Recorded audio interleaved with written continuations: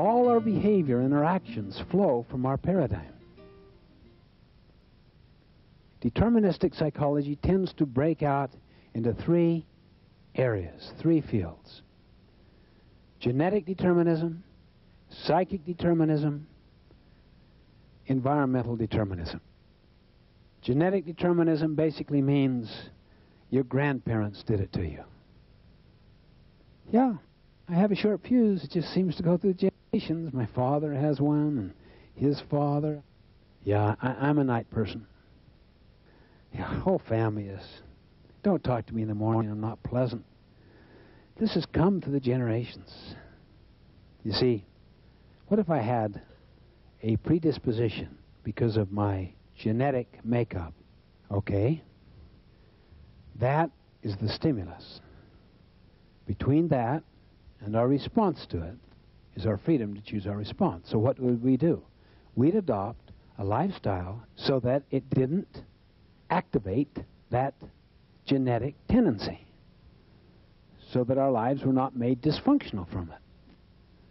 Now, this isn't to say that we are not genetically powerfully influenced. It is to say that we are not genetically determined. And the difference between being influenced by and determined by is 180 degrees. Psychic determinism means your parents did it to you, not your grandparents. It didn't come through the DNA necessarily, the chromosomal structure of the DNA. Your parents did it to you. It's the way they raised you. It's very Freudian. Child is father to the man. That means the first few years of childhood, how you were treated and raised, how you were rejected, how you developed deep psychic wounds from those abuses of one kind or another, so conditioned your emotional makeup, your personality, as to last a lifetime. The child is father to the man.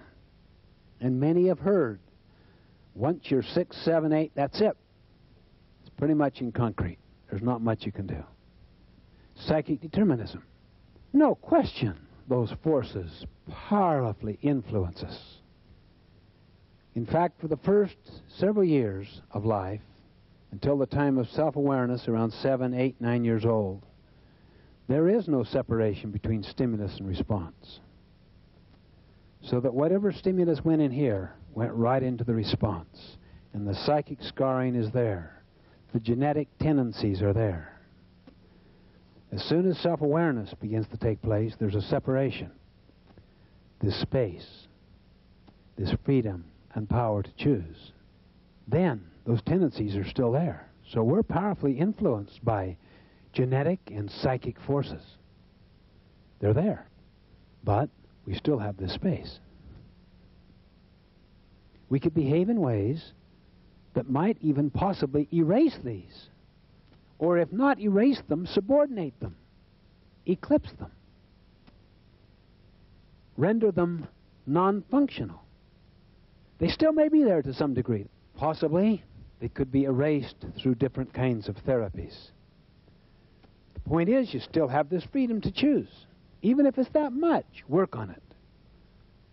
This whole idea of I am a product of something, instead of I am the programmer that chooses my response to that product.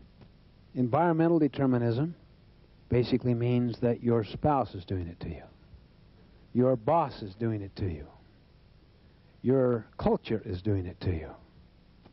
Environmental determinism embraces the whole concept of external cultural influences. Again, without any question, we're influenced by those factors. Need to be factored in, but not determined. That's why habit 1 is the habit of personal vision. You can choose your response by the exercise of that freedom, that power to choose, the highest of the powers. In that space are 4 human endowments: self-awareness, imagination, conscience, and independent will. Frankl could envision himself. He could see himself in a whole different situation. A company can envision its future. That's why they say the essence of leadership is vision and the ability to create a culture around that vision so that there's commitment toward that vision that is common, so that everyone exercises collectively their imagination. Even though they have this awareness of the swamp-like culture they're in now, they're aware, see, self-aware. They stand apart and can examine. If we live out of our memory, we're tied to the past and to that which is finite.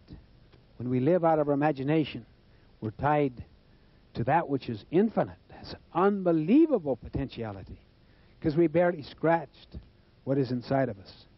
And then independent will.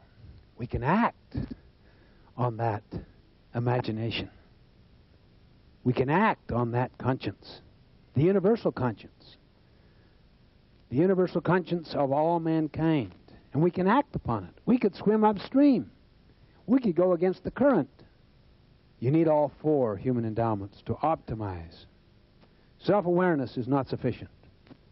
In my opinion, it's focused on too much.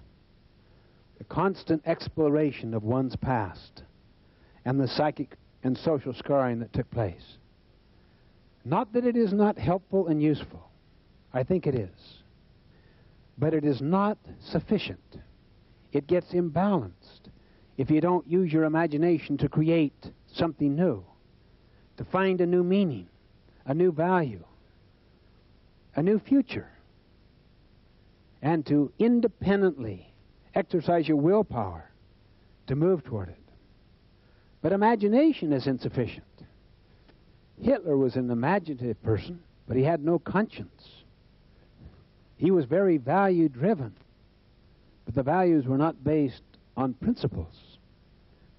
It's self-awareness plus imagination plus conscience plus independent will. The key is to take time to pause in that space, to tap into those human endowments. Self-awareness, imagination, conscience, and independent will. Then begin to act. Small, slow ways.